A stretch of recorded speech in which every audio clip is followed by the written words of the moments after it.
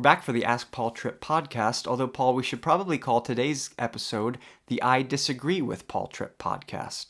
The following is one of the most common questions or disagreements that we've received over the years from people when they hear your marriage teaching. A little bit of context first. Jim and Christy are licensed professional counselors, and they use your marriage material in their church, as well as lead in divorce care groups. They've been serving in this way for nearly 2 decades. They don't disagree with you, but they are anticipating this disagreement from some of the participants that they disciple. Here it is. You keep saying that, quote, I am my biggest problem in my marriage, end quote. I don't understand that because my spouse's alcohol addiction or unfaithfulness or abuse or fill in the blank is actually our biggest problem. Paul, I know your answer, but I think it would be good to set the record straight publicly.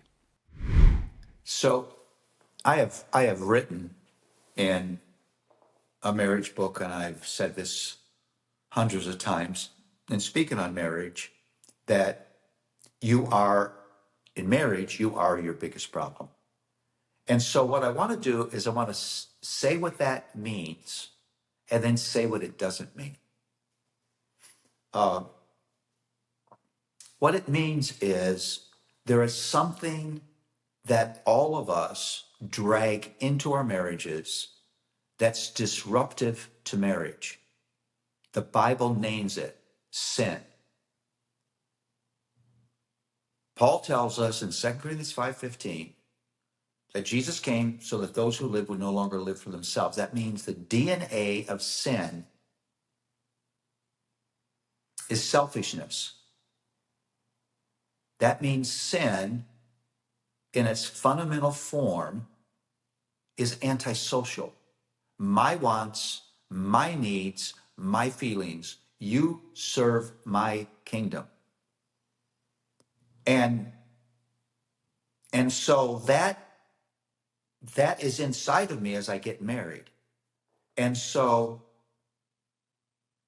the thing that I need most in marriage is to be delivered from that thing in me, because that DNA of sin, that self-focus, that selfishness, and the true sense of what it means is destructive to everything that a marriage is about. It's destructive to communication. It's destructive to trust. It's destructive to the finances of the marriage. It's destructive to sexuality.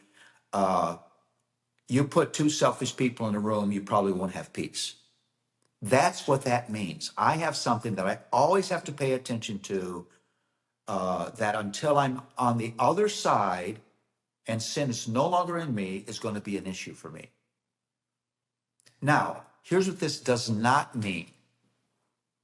It does not mean then, in a particular marriage, I'm the one to blame for our marriage mess. It doesn't mean that.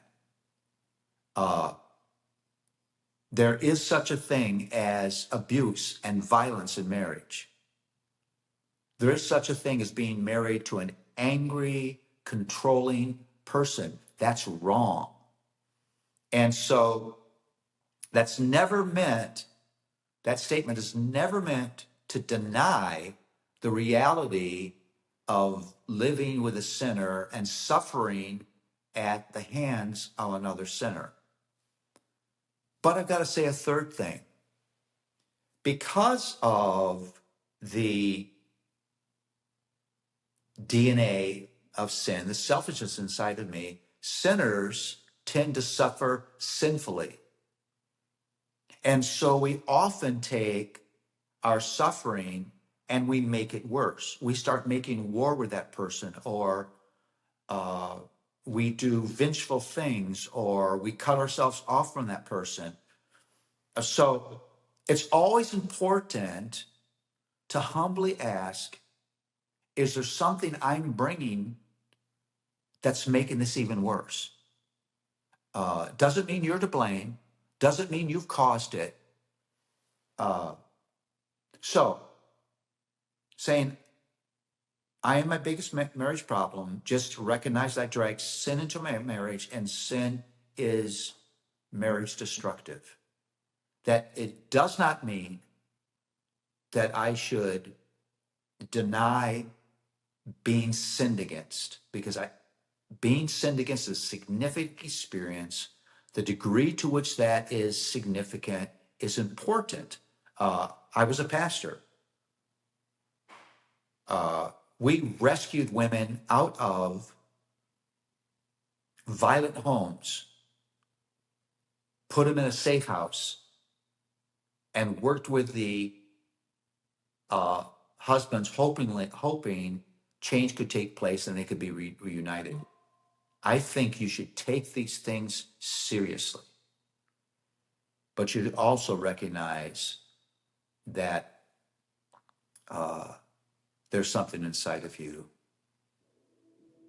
that makes dealing with being sinned against hard.